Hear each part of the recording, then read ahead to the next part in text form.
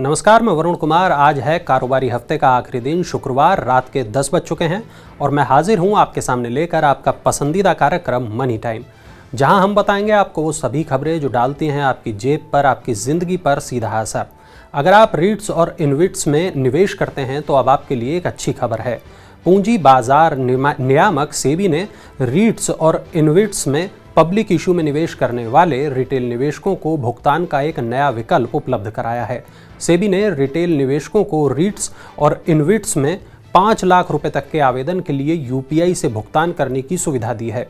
इस नए कदम से इंफ्रास्ट्रक्चर इन्वेस्टमेंट ट्रस्ट और रियल एस्टेट इन्वेस्टमेंट ट्रस्ट में निवेश करना और ज़्यादा आसान हो जाएगा।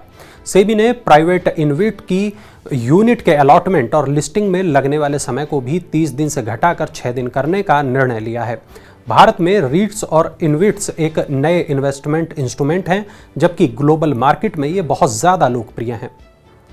विदेशी मुद्रा भंडार में थम नहीं रही है गिरावट। आइए जानते हैं देश में अब कितना बचा है फॉरेक्स रिजर्व।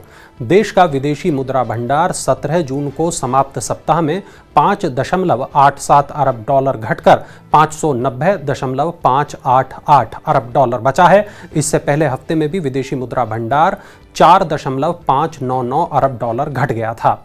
विदेशी मुद्रा भंडार के साथ साथ देश में गोल्ड रिजर्व भी घटा है। भारत में गोल्ड रिजर्व 25.8 करोड़ डॉलर घटकर अब 40.584 अरब डॉलर रह गया है। फॉरेक्स रिजर्व के घटने से आईएमएफ के साथ देश का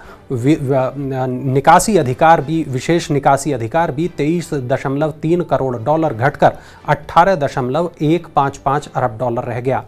आईएमएफ में भारत का रिजर्व भी 1.7 करोड़ डॉलर घटकर 4.968 अरब डॉलर रह गया है। ओयो होटल में रुकने पर छोटे व्यवसायों से जुड़े लोगों को मिलेगी छूट। कितनी मिलेगी ये छूट, आइए जान लेते हैं। होटल एग्रीगेटर स्टार्टअप ओयो ने घोषणा की है कि वो छोटे व्यवसायों से जुड़े लोगों को उसके होटल में रुकने पर एक सीमित समय के लिए शुल्क में 60% की छूट देगा। ओयो ने कहा कि ये सुविधा छोटे और मध्यम स्तर के व्यवसायों के लिए है और इसकी घोषणा विश्व एमएसएमई दिवस के मौके पर की गई है। एमएसएमई व्यवसाय से जुड़े लोगों को 27 जून से 3 जुलाई 2022 तक ओयो होटल्स में रुकने पर 60% की छूट मिलेगी।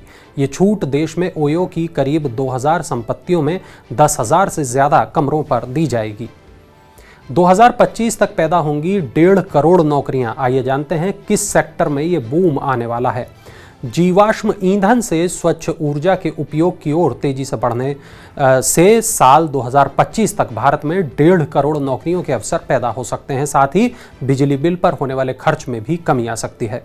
G7 देशों के सम्मेलन से पहले जारी एक रिपोर्ट में कहा गया कि भारत 2025 तक प्रति व्यक्ति बिजली पर आने वाले खर्च में $8 या 10% की कटौती कर सकता है। इसमें कहा गया कि भारत में कटौती 2030 तक $34 या 31% और 2035 तक $74 या 52% होने का अनुमान है।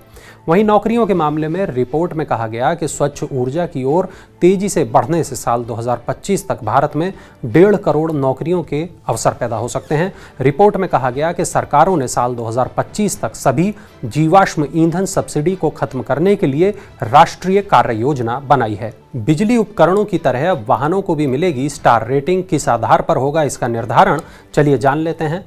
सड़क परिवहन और राजमार्ग मंत्री नितिन गडकरी ने शुक्रवार को कहा कि देश में वाहनों को दुर्घटना परीक्षण में उनके प्रदर्शन के आधार पर स्टार रेटिंग दी जाएगी। वाहनों को ये रेटिंग कार आकलन के नए कार्यक्रम भारत एनकैप के तहत दी जाएगी। इससे ग्राहकों को स्टार रेटिंग के आधार पर सुरक्षित कार चुनने का विकल्प मिलेगा। साथ ही ये सुरक्षित वाहनों के निर्माण के लिए उपकरण निर्माताओं के बीच एक स्वस्थ प्रतिस्पर्धा को बढ़ावा देगा। केंद्रीय मंत्री ने कहा कि क्रैश टेस्ट के आधार पर भारतीय कारों की स्टार रेटिंग कारों में संरचनात्मक और यात्री सुरक्षा सुनिश्चित करेगी और भारतीय वाहनों का निर्यात बढ़ाने में एक महत्वपूर्ण भूमिका निभाएगी। प्रस्तावित योजना के तहत 1 से 5 स्टार तक स्टार रेटिंग दी जाएगी। इस पहल का उद्देश्य देश में दुर्घटना के लिहाज से परिवहन को सुरक्षित बनाना है।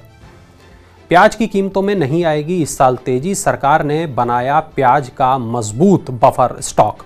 केंद्र सरकार ने प्याज की कीमतों को नियंत्रित रखने के लिए बफर स्टॉक बनाने के लिए इस साल मई के अंत तक 52,460 टन प्याज की खरीद की है। सरकार पिछले कुछ वर्षों से उत्पादन की कमी वाले दिनों में कीमतों में बढ़ोतरी की स्थिति से निपटने के लिए प्याज का बफर स्टॉक बना रही है। प्याज की खरीद नेफेड के जरिए की जा रही है। साल 2022-23 के लिए 2.5 लाख टन प्याज की खरीद का लक्ष्य निर्धारित किया गया है। कृषि मंत्रालय के अनुसार फसल वर्ष 2022-23 में देश का कुल प्याज उत्पादन 16.81% बढ़कर 3 करोड़ 11 लाख टन होने का अनुमान है। रोजगार के मोर्चे से आ रही है एक अच्छी खबर। ईएसआईसी योजना से अप्रैल में जुड़े लाखों सदस्य। कर्मचारी राज्य बीमा निगम यानी ईएसआईसी की सामाजिक सुरक्षा योजना में अप्रैल 2022 में लगभग 12,67,000 नए सदस्य शामिल हुए हैं। ईएसआईसी से जुड़ने वाले नए कर्मचारियों की कुल संख्या 2021-22 में 1 करोड़ 49 लाख पर पहुंच गई, जबकि साल 2020-21 में यह आंकड़ा 1 करोड़ 15 लाख था। ये रिपोर्ट बताती है कि सितंबर 2017 से लेकर मार्च 2018 के दौरान ईएसआई की तरफ से संचालित योजनाओं से 83,35,000 नए सदस्य जुड़े थे। एनएसओ की ये रिपोर्ट ईएसआईसी, ईपीएफओ और पीएफआरडीए संचालित विभिन्न सामाजिक सुरक्षा योजनाओं में शामिल होने वाले नए अंशदाताओं के वेतन भुगतान आंकड़ों पर आधारित है। ईपीएफओ से अप्रैल 2022 में शुद्ध रूप से 17,07,000 सदस्य जुड़े हैं। इलेक्ट्रिक वाहनों के भविष्य पर मंडराया है एक नया खतरा। टाटा नेक्सन में आग लगने से चिंता बढ़ गई है।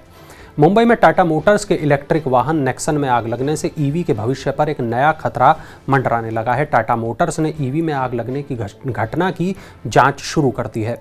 वहीं सरकार ने भी इसकी जांच के आदेश दिए हैं। इलेक्ट्रिक कार में आग लगने की संभवतः ये पहली घटना है। इससे पहले 2 पहिया इलेक्ट्रिक वाहनों में तो आग लगने की कई घटनाएं सामने आई थी। ओला इलेक्ट्रिक, ओकिनावा ऑटोटेक और प्योर ईवी जैसे कई इलेक्ट्रिक 2 पहिया कंपनियों ने वाहनों को वापस मंगाया है। इन घटनाओं के मद्देनजर जांच के लिए गठित समिति अपनी रिपोर्ट इस महीने के अंत तक सरकार को रिपोर्ट सौंपेगी। आग लगने के बाद से इलेक्ट्रिक 2 पहिया वाहनों की बिक्री पर भी इसका असर देखने को मिला है। ज़ोमैटो के शेयर में अगर आपने भी लगाया है पैसा तो ये खबर आपको खुश करने वाली है। Global financial adviser Morgan Stanley ने फूड डिलीवरी स्टार्टअप ज़ोमैटो पर ओवरवेट रेटिंग के साथ अपने कवरेज को बढ़ा दिया है। मॉर्गन स्टैनली ने ज़ोमैटो स्टॉक के लिए 135 रुपये का प्राइस टारगेट सेट किया है, जो बीएसई पर मौजूदा भाव 70 रुपये 30 पैसे प्रति शेयर की तुलना में करीब 95% ज़्यादा है। ज़ोमैटो ने 100% इलेक्ट्रिक डिलीवरी वाहनों के लिए जियो-बीपी के साथ एक समझौता किया है। मॉर्गन स्टैनली ने इसी समझौते के आधार पर ज़ोमैटो स्टॉक में तेजी आने का अनुमान व्यक्त किया है। बैंक ऑफ अमेरिका सिक्योरिटीज़ ने भी ज़ोमैटो के शेयर में तेजी आने का अनुमान जताया है। उसका कहना है कि भारत में बढ़ते शहरीकरण से ज़ोमैटो को लाभ होने की उम्मीद है, क्योंकि बढ़ते शहरीकरण से उपभोक्ताओं की खर्च करने योग्य आय बढ़ेगी और वो घर पर बाहर से ज़्यादा खाना मंगवाएंगे। बैंक ऑफ अमेरिका सिक्योरिटीज़ ने ज़ोमैटो के लिए प्राइस टारगेट 82 रुपये फिक्स किया है। पाकिस्तान में बड़े उद्योगों पर गिरी है गाज। सरकार ने लगा दिया है सुपर टैक्स।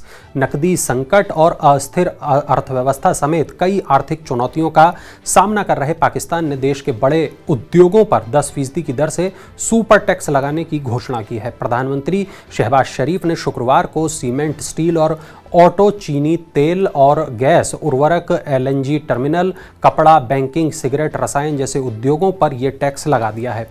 इस कदम से देश को लगातार बढ़ रही महंगाई और नकदी संकट का सामना करने में मदद मिलेगी। सुपर टैक्स व्यवस्था लागू होने से देश के उच्च आय वाले व्यक्ति भी गरीबी उन्मूलन कर के दायरे में आ जाएंगे।